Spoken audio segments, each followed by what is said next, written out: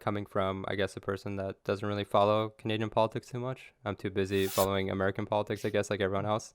It's surprising to obviously read the amount of, terrorism that I guess the Canadian government prevented. And, I guess growing up, I guess the most recent attack was obviously the attack of Parliament Hill, or might one of the most recent ones. That Mm-hmm. one I obviously heard about because it was obviously talked Yeah. on the news. It was a sexy headline for news companies to talk Yeah. about. But I've never heard in my, I don't think I've ever been taught, or I've never even heard about like events like Toronto 18, which I think was Yeah. one of the ones that was prevented, right? It was huge.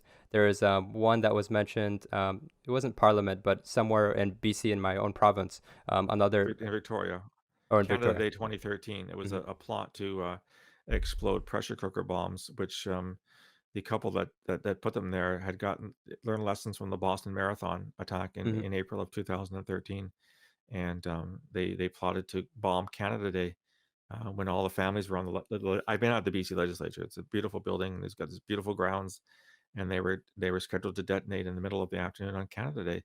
And yeah, nobody hears about it because I mean, they were actually found guilty of terrorism, and then the judge threw the case out saying that they were entrapped by the RCMP. Terrible judgment by the judge. Terrible, terrible judgment.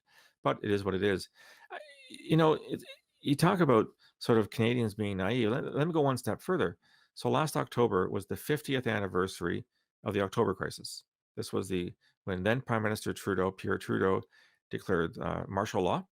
He invoked the War Measures Act because a British diplomat, James Cross, and a Quebec minister, Pierre Laporte, had been kidnapped by the FLQ, which was the Quebec Liberation Front. They had carried out bombings in Montreal. They'd carried out bank robberies in Montreal. They killed 6 people. And when they seized a British diplomat, Trudeau said, enough's enough, and he declared martial law. Um, they killed Pierre Laporte.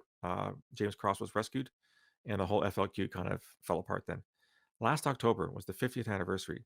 There were op-ed pieces in newspapers around Canada saying it wasn't that bad.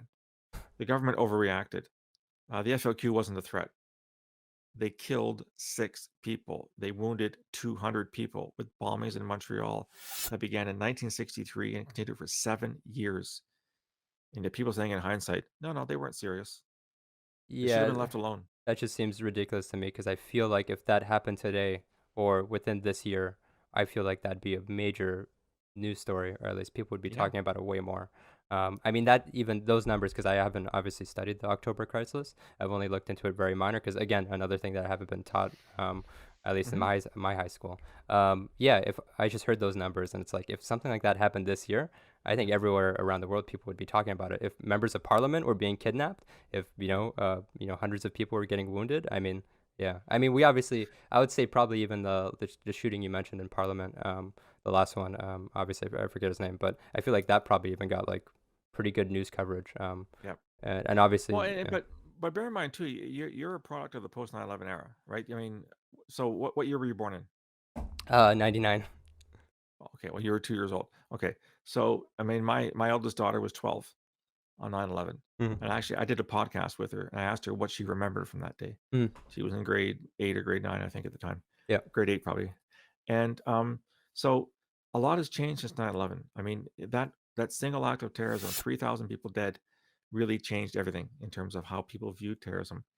Prior to that, nobody cared. I mean, even Air India, the downing of an Air India aircraft off the coast of Ireland in June of 1985 resulted in the deaths of 329 people. Nobody seemed to notice, despite the fact that it was planned and executed by Sikh extremists living in British Columbia.